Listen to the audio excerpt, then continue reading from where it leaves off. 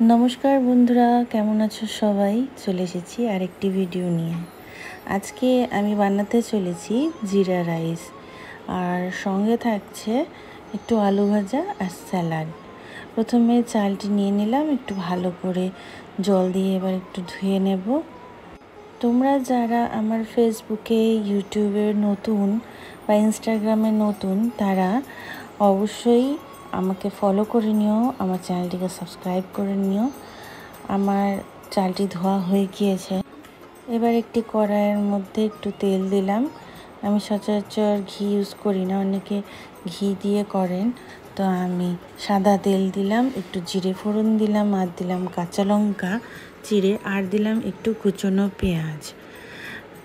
সবগুলোকে একসাথে ভাজতে থাকছি।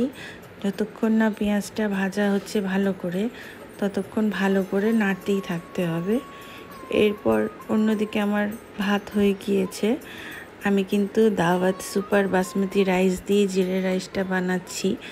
আমার চালটি খুব ভালো লেগেছে বলে সেই জন্য আমি ও দিয়েই বানাচ্ছি, আর বিভিন্ন ধরনের রেসিপি করছি। তোমরা এইভাবেই দেখতে থাকো। এবার আমরা একটু কারি পাতা নিয়ে নিলাম, এবার খাওয়ার একটু ছিটিয়ে দিচ্ছি। অনেকে কারি পাতা তেলের মধ্যেই দিয়ে দেয়, আবার কাঁচা কারি পাতাও দিয়ে দেয়। এখানে আমি শুকনো কারি পাতা ব্যবহার করলাম।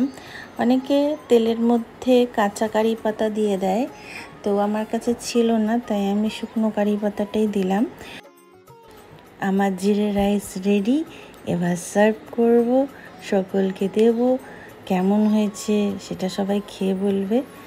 তার আগে আমি বলেছিলাম একটু আলু ভাজা করব, কারণ শুধু শুধু তো খাওয়া যায় না। আমি কিন্তু কোনোদিনও জিরে রাইস বাড়িতে বানাইনি।